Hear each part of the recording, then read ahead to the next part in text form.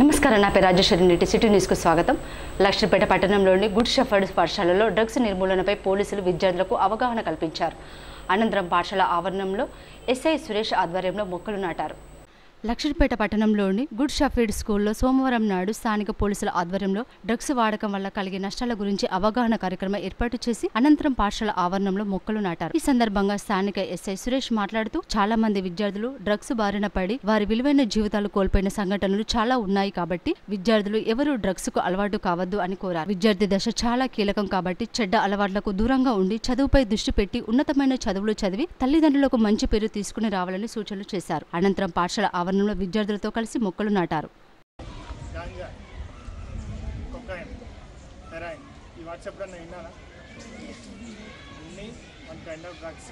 Drugs అంటే చెడు thing అని కాదు.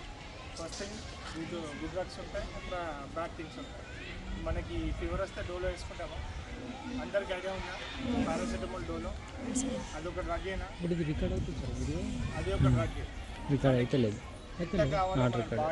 2 రోజుల పాటు మంచిర్యాల జిల్లా కేంద్రంలో నిర్వహించిన సిపిఐ జిల్లా మహాసభలను విజయవంతం చేయడానికి కృషి చేసిన వారందరికీ ఆ పార్టీ రాష్ట్ర కార్యదర్శి వర్గ సభ్యుడు కలవేని శంకర్ కృతజ్ఞతలు తెలిపారు.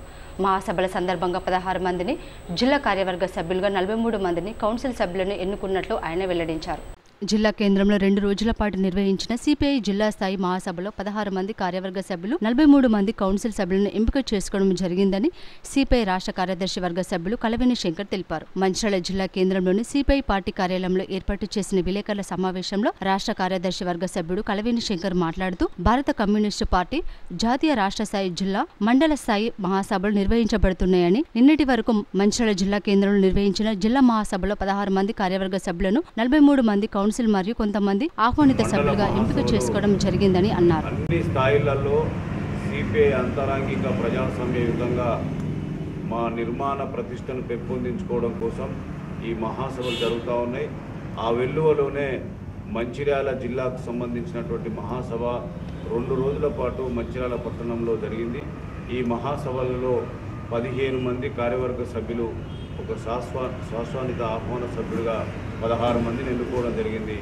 43 మంది కౌన్సిల్, మరికొంతమంది ఆహ్వానితులుగా క్యాండిడేట్ సభ్యులుగా ఎన్నుకోవడం జరిగింది. పూర్తిగా 51 కౌన్సిల్, 16 మందితో కార్యవర్గాన్ని తీసుకోవడం అనేటువంటి జరిగింది. ఆహ్వాన సభ్యులు, క్యాండిడేట్ సభ్యులతో కొంత సంఖ్య పెరిగేటువంటి అవకాశం ఉంది.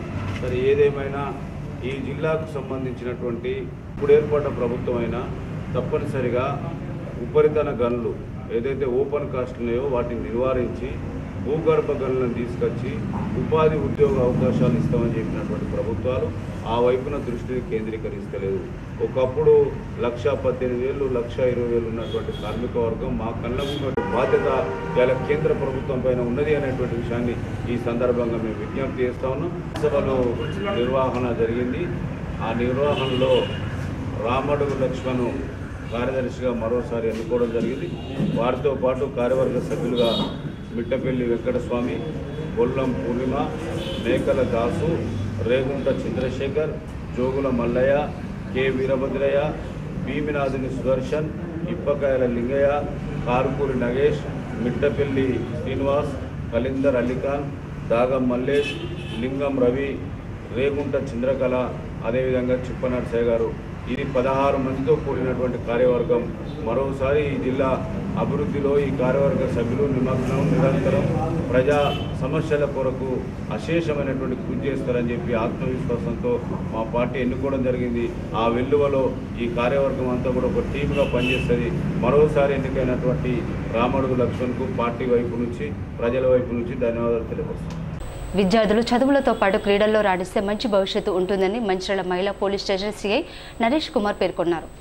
నస్పూర్ కాలనీలోని సింగరేణి సేవా భవన్లో కరాటే మాస్టర్ పోచంపల్లి వెంకటేష్ ఆధ్వర్యంలో కరాటే బెల్ట్ ప్రమోషన్ కార్యక్రమాన్ని నిర్వహించారు. ఈ కార్యక్రమాన్ని CI Naresh Kumar, CCC Naspur second SI Jitender Singh తో కలిసి ప్రారంభించారు. ఈ సందర్భంగా వారు మాట్లాడుతూ విద్యార్థుల మానసిక ఎదుగుదల, ఆత్మరక్షణకు కరాటే విద్య చాలా ఉపయోగపడుతుందన్నారు. మారుతున్న టెక్నాలజీ ప్రకారం పిల్లలు సెల్ ఫోన్లకు ఆకర్షితులవుతున్నారని, ఇలాంటి సమయంలో విద్యార్థులు ఏదో ఒక క్రీడను ఎంచుకుని అందులో రాణించాలని సూచించారు. ఈ దిశగా తల్లిదండ్రులు ప్రోత్సహించాలని కోరారు. ఈ కార్యక్రమంలో టస్మా సంఘం కోశాధికారి రామకృష్ణారెడ్డి, అసోసియేషన్ అధ్యక్షులు రేగల్ల ఉపేందర్, నస్పూర్ పట్టణ కోశాధికారి అంబాల రాజ్ కుమార్, ఉమ్మడి ఆదిలాబాద్ జిల్లా all style martial arts association ప్రధాన కార్యదర్శి రంగు శ్రీనివాస్, సీనియర్ మాస్టర్స్ భూమయ్య, నాగలక్ష్మి, రవి, రంగ రమేష్, రాజేష్, ప్రసాద్, మోహన్ తదితరులు పాల్గొన్నారు. 5:30 నుంచి స్టార్ట్ చేసి 7 o'clock 8 o'clock అది ఈవినింగ్ 5 o'clock స్టార్ట్ చేసి 7 o'clock నుంచి మీకోసం క్లాస్ నిర్వహిస్తున్నారు. ఈ కార్యక్రమాన్ని పంపిస్తున్న తల్లిదండ్రులకు ముఖ్యంగా ప్రత్యేకంగా అభినందనలు తెలియజేస్తున్నాను. ఈ కాలంలో చదువు కూడా ముఖ్యం కాదు, దాంతో పాటు ఆరోగ్యం ముఖ్యమే అని మీరు గుర్తించి మీ పిల్లల్ని ఇక్కడ పంపిస్తున్నారంటే వాళ్ళని ఇప్పటి నుండే డిసిప్లిన్ అనేది నేర్పిస్తున్నారు. మీకు తెలుసో తెలియదు, ఎర్లీ మార్నింగ్ మీరు క్లాస్ పంపించాలంటే 5 o'clock కానీ 5:30 కానీ పిల్లల్ని లేపి రెడీ చేసి పంపించాల్సి వస్తుంది. ఇది ఇప్పుడు ఒకసారి అలవాటు చేశారనుకోండి, కంటిన్యూ ఇప్పుడు ఈ చిన్న వయసులో నేర్చుకొని అప్ టు వాళ్ళ లైఫ్ మొత్తం ఇదే కంటిన్యూ అవుతుంది. అది మీరు ఇప్పటి నుండే వాళ్ళకి నేర్పిస్తున్నారు, చాలా అభినందనీయమైనది. అట్లనే పిల్లలు కూడా చాలా హార్డ్ వర్క్ చేసి నేర్చుకుంటున్నారు. దాన్ని అట్లనే కంటిన్యూ చేయండి. ఏదో కొంతకాలం నేర్పించి వదిలేద్దామంటే కాదండి, దీన్ని ఇట్లనే కంటిన్యూ చేస్తే వాళ్ళకి ఉపయోగపడుతుంది. నెక్స్ట్ వాళ్ళని చూసైనా మిగతా వాళ్ళు నేర్చుకుంటూ ఉంటారు. Thank you. అలాగే ఇప్పుడు ఈ కరాటే అనేది మన శరీరానికి ఎంతో ముఖ్యం. ఎందుకోసం పొద్దున లేవగానే ఒక డిసిప్లిన్ అలవాటు అవుతుంది. ఒక 1 hour వాకింగ్ కానీ క్లాస్ నేర్చుకోవడం వల్ల బాడీ దృఢంగా తయారవుతుంది. అదేవిధంగా మనకు ఒక మెంటల్ స్టెబిలిటీ కూడా పెరుగుతుంది ఆటోమేటిక్గా. ఏదైనా కష్టం వస్తే మనం ఎట్లా ఫేస్ చేయాలి, ఏదో రేపు ముందు ఇవాళ ఉన్న రోజులు రేపున్న రోజులు ఎల్లుండి ఉండవు. కాలానుగుణంగా పరిస్థితులు మారుతూ ఉంటే ఇంకొకవేళ ఏదైనా ప్రాబ్లం వచ్చినప్పుడు ఎట్లా ఫేస్ చేయాలి. ఎందుకోసం అంటే వీళ్ళకి కొంచెం స్ట్రెంత్ కానీ మెంటల్ స్టెబిలిటీ కానీ ఎక్కువగా ఉంటుంది. మిగతా జనరల్ స్టూడెంట్స్తో కంపేర్ చేస్తే వీళ్ళకి మెంటల్ స్టెబిలిటీ చాలా ఎక్కువగా ఉంటుంది. ఎందుకోసం ఇక్కడ వచ్చినప్పుడు మార్నింగ్ 6 o'clock స్టార్ట్ చేసినామంటే ఒక 1.5 hours బాగా హార్డ్ వర్క్ చేస్తారు. బాగా హార్డ్ వర్క్ చేయడం వల్ల వాళ్ళ బ్రెయిన్ కూడా అట్లా ట్యూన్ అయిపోతూ ఉంటారు. ఏదైనా ప్రాబ్లం వచ్చినప్పుడు మనం తట్టుకొని నిలబడాలి అనేది ఇక్కడ ఉండే వాళ్ళకు నేర్పిస్తారు. కాబట్టి మనం స్టడీస్ అనేది బాగా గేమ్స్తో పాటు స్టడీస్ కూడా మనం నేర్చుకోవాలి. సో నా దగ్గర మనకి ఏంటంటే మన నారాయణ కాలేజ్ కాదు కదా, అట్లా ఓన్లీ చదువుతో మనకు ఇట్లా జరుగుతుంది, చదవకపోతే అనేది వేరే విషయం. స్పోర్ట్స్ కూడా ఒక పార్ట్. స్పోర్ట్స్ కూడా చాలామందికి జాబ్స్ వస్తాయి. స్పోర్ట్స్ కూడా వన్ ఆఫ్ ది ఇంపార్టెంట్ అనమాట. మనకు వీళ్ళకి చూసుకోవాల్సిన రెస్పాన్సిబిలిటీ పేరెంట్స్దే. ఈ మొబైల్ ఫోన్స్ అది పక్కన పెట్టి కొద్దిగా స్టడీస్కి దగ్గర చూసుకోవాల్సిన బాధ్యత వాళ్ళ పేరెంట్స్కి. మీకు కూడా ఏమైనా ప్రాబ్లం వచ్చినా ఏమొచ్చినా కూడా మీ పేరెంట్స్తో ఫ్రెండ్స్ అనుకున్నట్టు వాళ్ళకి షేర్ చేసుకోవాలి. షేర్ చేసుకుంటేనే మనకు రెస్పాన్సిబిలిటీ అనేది తెలుస్తుంది, ప్రాబ్లం ఏమైనా ఉన్నా తెలుస్తుంది. ఇప్పుడు ఆ పాప ఏం జరిగింది, ఫెయిల్ అయితే మనకు లైఫ్లో అన్నీ కోల్పోతామా, పోం కదా. ఇప్పుడు ఆమెనే పోయింది, ఆమె పోయిన తర్వాత మనకి ఏమైంది, ఆమె ఏం చేయలేదు కదా. సో ఆమె డిప్రెషన్కి వెళ్ళింది అనమాట. ఆ విషయంలో అరే ఇంటర్మీడియట్ వేరేనా కానీ నా లైఫే వేస్ట్ అన్నట్టు అక్కడ డిప్రెషన్ పోయినప్పుడు మనం ఏం చేయాలి, పేరెంట్స్తో షేర్ చేసుకోవాలి, లేకపోతే ఫ్రెండ్స్తో షేర్ చేసుకోవాలి, లేకపోతే అక్క చెల్లెలు అన్నదమ్ముల వాళ్ళతో షేర్ చేసుకోవాలి. ఆ డిప్రెషన్లో తిరిగి బయటకు వెళ్ళి ఇంకా కష్టపడి మనం చదివి మనం అనుకున్న సాధించాలి. లక్షర్పేట పట్టణంలోని గోదావరి రోడ్డులో నివాసం ఉంటున్న బత్తుల జ్యోత్స్న అనే 10వ తరగతి విద్యార్థిని తన ఇంట్లో ఉరివేసుకుని ఆత్మహత్యకు పాల్పడింది. లక్షర్పేట మున్సిపాలిటీ పరిధిలోని గోదావరి రోడ్డులో గల బత్తుల వెంకటేష్ కుమార్తె బత్తుల జ్యోత్స్న ఇంట్లో ఉరివేసుకుని ఆత్మహత్య చేసుకున్న సంఘటన సోమవారం ఉదయం చోటు చేసుకుంది. విద్యార్థిని స్థానిక బాలికల ఉన్నత పాఠశాలలో 10వ తరగతి చదువుతుంది. రోజులాగే పాఠశాల వెళ్లేందుకు యూనిఫామ్ ధరించి సిద్ధమై ఇంటి లోపలికి వెళ్లి చున్నితో ఉరివేసుకుంది. ఇది గమనించిన కుటుంబ సభ్యులు కాపాడే ప్రయత్నం చేసినా అప్పటికే మృతి చెందింది. సమాచారం అందుకున్న పోలీసులు సంఘటన స్థలానికి చేరుకుని మృతదేహాన్ని ప్రభుత్వ ఆసుపత్రికి తరలించారు. ప్రజా సమస్యల పరిష్కారం కోసం సిద్దిపేట జిల్లా కలెక్టర్ కార్యాలయంలో నిర్వహించిన ప్రజావాణి కార్యక్రమానికి ఫిర్యాదులు వెల్లువెత్తాయి. ఆర్జీలకు ప్రాధాన్యమిస్తూ ఫిర్యాదులను త్వరితగతిన పరిష్కరించాలని జిల్లా కలెక్టర్ ప్రావీణ్య అధికారులను ఆదేశించారు. కలెక్టర్ సమావేశ మందిరంలో సోమవారం నిర్వహించిన ప్రజావాణి కార్యక్రమానికి 71 ఫిర్యాదులు అందాయి. జిల్లాలోని వివిధ ప్రాంతాల నుండి వచ్చిన ఫిర్యాదుదారులు తమ సమస్యలను కలెక్టర్తో పాటు అదనపు కలెక్టర్ చంద్రశేఖర్, మాధురి, డిఆర్ఓ పద్మజ రాణిలకు విన్నవిస్తూ ఆర్జీలు సమర్పించారు. కాగా ఆర్జీలను పెండింగ్ లో పెట్టకుండా ఎప్పటికప్పుడు పరిశీలన జరుపుతూ సమస్యలను పరిష్కరించాలని కలెక్టర్ అధికారులను ఆదేశించారు. ఫిర్యాదులపై చేపట్టిన చర్యలను వివరిస్తూ ఆర్జీదారులకు సమాచారం తెలియజేయాలని సూచించారు. ఈ కార్యక్రమంలో వివిధ శాఖల జిల్లా అధికారులు పాల్గొన్నారు. సిసిసి నస్పూర్లోని శ్రీ సాయి అనాథ వృద్ధుల ఆశ్రమంలో అన్నదాన కార్యక్రమాన్ని నిర్వహించారు. నస్పూర్ 22వ ward Congress party incharge Padala Sanjay Goud పెళ్లి రోజు వేడుకలను సిసిసి నస్పూర్లోని శ్రీ సాయి అనాథ వృద్ధుల ఆశ్రమంలో ఘనంగా నిర్వహించారు. ఈ సందర్భంగా ఆయన వృద్ధుల సమక్షంలో కేక్ కట్ చేశారు. అనంతరం ఆశ్రమంలోని వృద్ధులకు అన్నదానం చేశారు.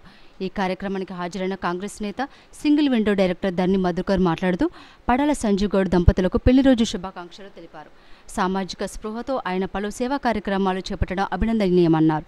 సంజయ్ గౌడ్ దంపతులు సంతోషంగా ఆయురారోగ్యాలతో ఇలాంటి పెళ్లి రోజు మరెన్నో జరుపుకోవాలని ఆకాంక్షించారు. ఈ కార్యక్రమంలో నాయకులు ఓడ్నాల రాజన్న, మల్లేష్, గొల్ల నాగార్జున, నూనె సుధాకర్ తదితరులు పాల్గొన్నారు. మంచిర్యాల కార్పొరేషన్ పరిధిలోని నస్పూర్ ప్రాంతంలో ఆర్కేఫై కాలనీ దగ్గర ఉన్నటువంటి శ్రీ సాయి అనాథ వృద్ధాశ్రమంలో మన పడాల సంజీవన్న గారి వివాహ వార్షికోత్సవం సందర్భంగా మరి వృద్ధులందరికీ అనాథ వృద్ధులందరికీ ఈరోజు అన్నదాన కార్యక్రమం నిర్వహిస్తున్నారు. మరి 16వ వివాహ వార్షికోత్సవం నిర్వహించుకున్నటువంటి పడాల సంజీవ్ గారికి ముందుగా వివాహ వార్షికోత్సవ శుభాకాంక్షలు తెలియజేస్తూ గత 10 సంవత్సరాల నుండి మరి తన వివాహ వార్షికోత్సవం సందర్భంగా ప్రతి వివాహ వార్షికోత్సవం సందర్భంగా ఇక్కడ ఉన్నటువంటి వృద్ధులకు అనాథ పిల్లలకు మరి వారు కడుపు నిండా భోజనం పెట్టడం జరుగుతుంది. అంతేకాకుండా తన సొంత వార్డులో 22వ వార్డు అయినటువంటి తన సొంత వార్డులో ఎవరు చనిపోయినప్పటికీ కూడా మరి 25 కిలోల బియ్యం కూడా ఇవ్వడం జరుగుతుంది. ఇలాంటి సేవా కార్యక్రమాలు సంజీవన్న గారు ఎన్నో చేస్తుంది కనుక వారికి ఆ భగవంతుని కోరేదాలు ఒకటే వారికి వారి కుటుంబ సభ్యులందరికీ ఆరోగ్యంగా ఉండి భవిష్యత్తులో కూడా ఇలాంటి కార్యక్రమాలు మరెన్నో చేస్తూ ప్రజలకు అందుబాటులో ఉండాలని మనస్ఫూర్తిగా కోరుకుంటున్నాను. యాదవ సామాజిక వర్గానికి మంత్రి పదవి ఇవ్వాలని తమ సమస్యలను పరిష్కరించాలని డిమాండ్ చేస్తూ హైదరాబాద్లోని గాంధీ భవన్ ఎదుట యాదవ సంఘం నాయకులు నిరసన కార్యక్రమాన్ని చేపట్టారు. తెలంగాణ కాంగ్రెస్ పార్టీ ప్రధాన కార్యాలయం గాంధీ భవన్ ముందు యాదవ సామాజిక వర్గానికి చెందిన పలువురు నిరసన ప్రదర్శనకు దిగారు. తమ సామాజిక వర్గానికి మంత్రి పదవి ఇవ్వాలని ఈ సందర్భంగా వారు డిమాండ్ చేశారు. అదేవిధంగా తమ గొర్రెలు, మేకలకు వైద్య సదుపాయం, బీమా సదుపాయం కల్పించాలని కోరారు.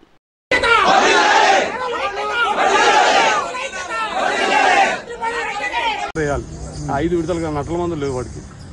సరైన ఇచ్చిన మందులు కూడా అరకొర మందులు మన స్టేట్ గవర్నమెంట్ లోని VBRIT ఉంటుంది, వెటర్నరీ బయాలజికల్ రీసెర్చ్ ఇన్స్టిట్యూషన్ ఉంటుంది. దాని ద్వారా వచ్చే మందులు కూడా అరకొర మందులు ఇస్తారు. కాబట్టి మేము నిరసన చెప్పి అలసిపోయినాం. కాబట్టి మా తరఫున మీరు అలసిపోయారు కదా అని మా తరఫున మా గొర్రెల మేకలు కూడా వచ్చినాయి. మేము ఒకసారి మీ పీసీ అధ్యక్షునికి చెప్పుకుంటాం, మీ బాధ మా బాధ రెండు చెప్పుకుందాం పదండి అని మాతో పాటు అవి కూడా వచ్చినాయి. మా ఉద్దేశం వేరే ఏది లేదు. మా జాతి జనాభా నిష్పత్తి ప్రకారం మా జాతికి సంబంధించినటువంటి వారికి పార్టీ పదవులలో, నామినేటెడ్ పదవులలో, మంత్రివర్గంలో అవకాశం కల్పించాలని, మా జీవాలకు సంబంధించి వైద్యం కల్పించాలని, ఇన్సూరెన్స్ జీవాల కాపర్లకి జీవాలకు ఇన్సూరెన్స్ కల్పిస్తామని కామన్ డిక్లరేషన్లో చాలా క్లియర్గా మా సామాజిక వర్గ నాయకుడు అయినటువంటి సిద్ధరామయ్య గారితో ప్రకటించిపించారు. కాబట్టి అవన్నీ ఏమైనా ఒకసారి యాడ్ చేయడానికి వచ్చింది. సిటీ న్యూస్ ఇంత సమాప్తం. తిరిగి ప్రసారం సిటీ న్యూస్లో మళ్ళీ కలుసుకుందాం. అంతవరకు సెలవు. నమస్కారం.